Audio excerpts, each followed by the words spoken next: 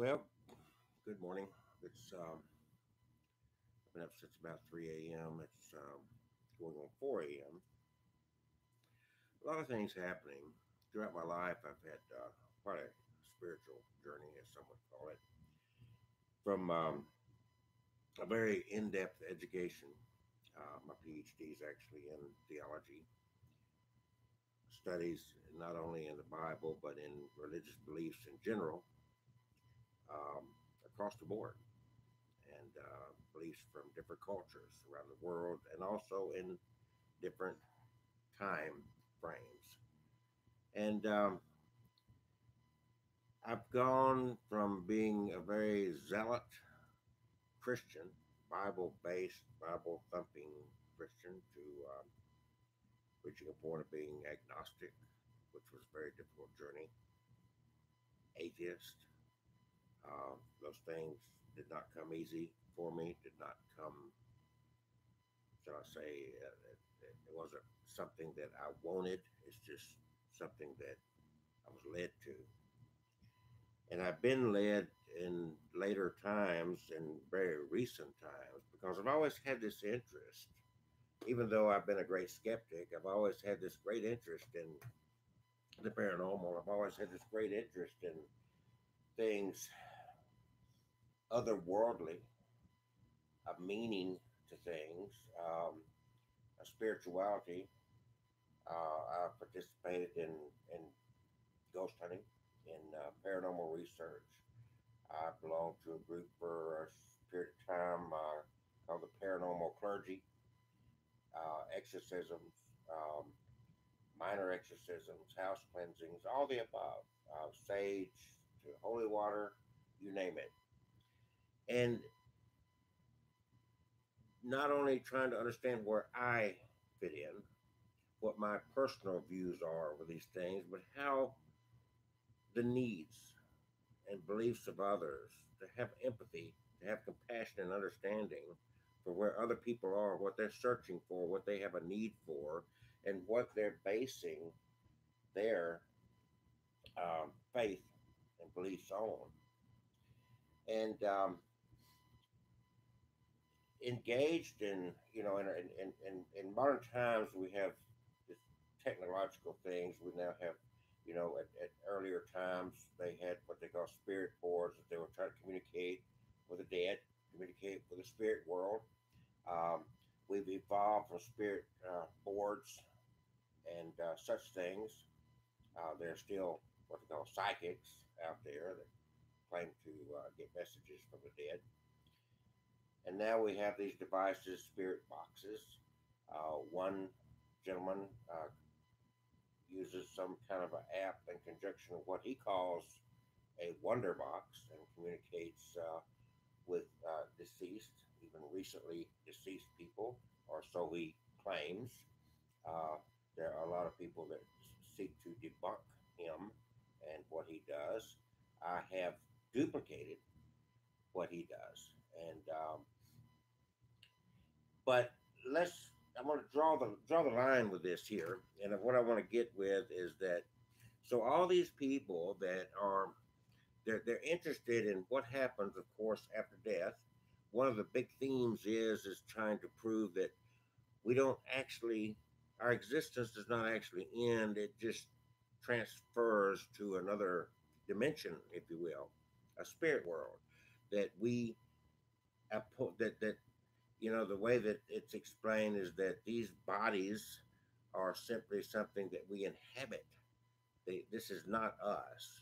That we have this spirit, soul that inhabits this body, and that at a point of death, as we know it, that this spirit, our being, actually leaves this physical existence and goes into and continues forth in a different form of life without the body, and we go into another dimension, the spirit world, heaven or hell, if you will, which many would condemn me to.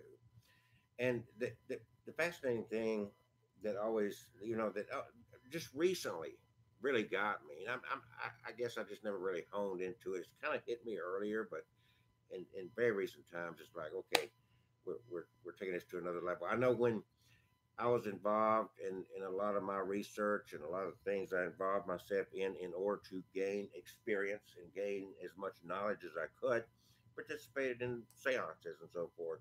And they would call out for um, deceased people, uh, whether it be a grandmother, a father, a loved one, or some well known figure in history, even that they would call out for, seeking to gain messages from. Um, and even back then, it hit me. It's like, well, shoot, I want to go to the big guy. I mean, if I'm going to communicate with this other realm, the spirit realm, whatever you want to call it, this other dimension, and there's this. If it can get anything that's going to help me, it's going to give me some knowledge, some basis of solid, true faith, if you will, something I can really grab a hold of. Why would I want to talk to a deceased person? If that spirit realm exists somewhere out there, if there is a God, a supreme being, a higher power, a creator of all things, why why am I expending my energy and my time trying to communicate with a deceased human being? Why would I rather not want to spend my energy and my time trying to communicate with that creator, that supreme being?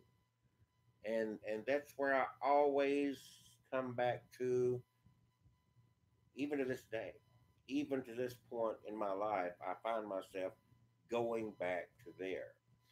The There's always been this attraction. We all want to know. There's questions. Why are we here? What's life about? What happens when we die? All these big questions. And an atheist says they're comfortable with the fact that we have this life and we die and we have that existence, and it's that's fine. But the billions of people have a problem with that, and they have this need for something, and so in feeling that need and trying to prove to themselves, they will read a book or see a movie that is based on a story of some person that had what's called an NDE, a near death experience. They almost died.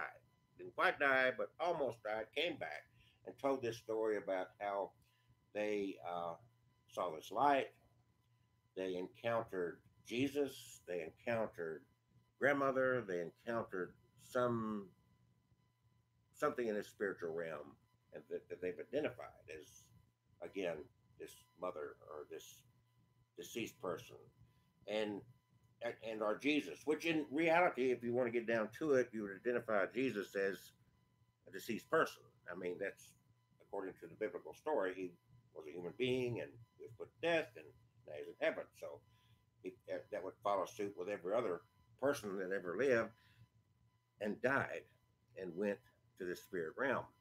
So, so that's where I come in and say, we're spending all this energy. What makes you think that this person, this deceased person that you're communicating with, can have any benefit of knowledge? I've seen these from the spirit boxes.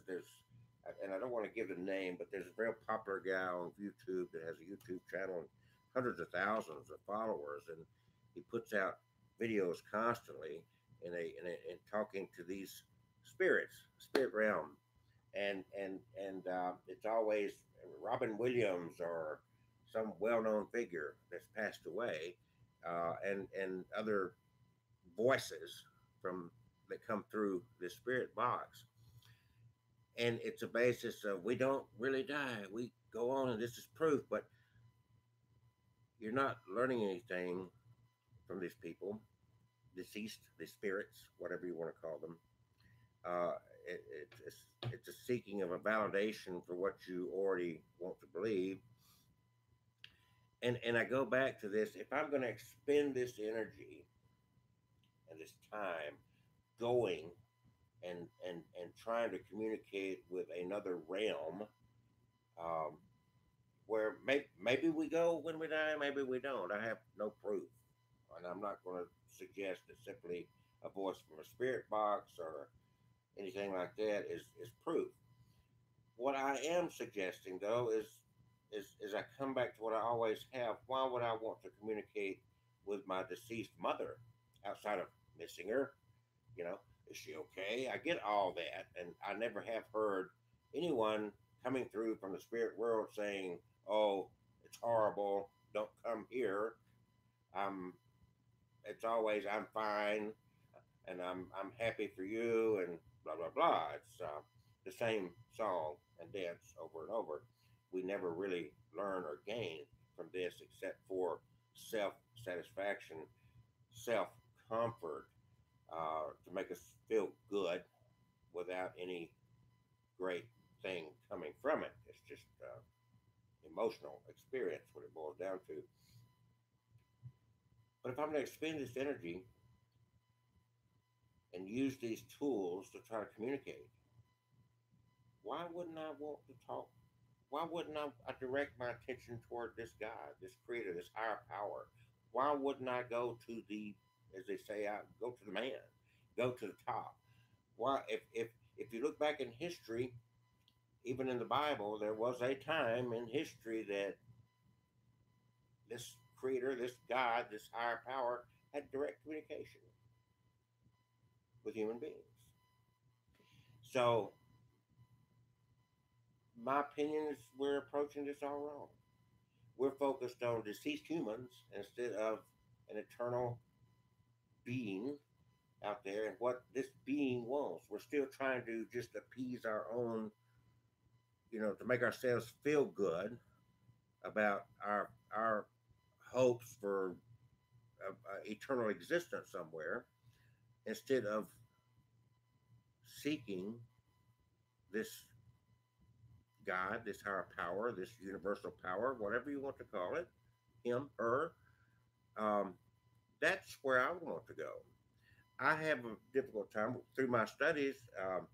First of all, a book like the Bible, you got the Quran, you got the Bible, you got all these holy books. Bible being the most popular, Quran being the second most popular, and you find the history of these books, and it's like, can a creator, can a such a divine supreme being be contained in the book? What you end up with these books is simply a human being's interpretation of this divinity, not some truly inspired word from this entity, from this God.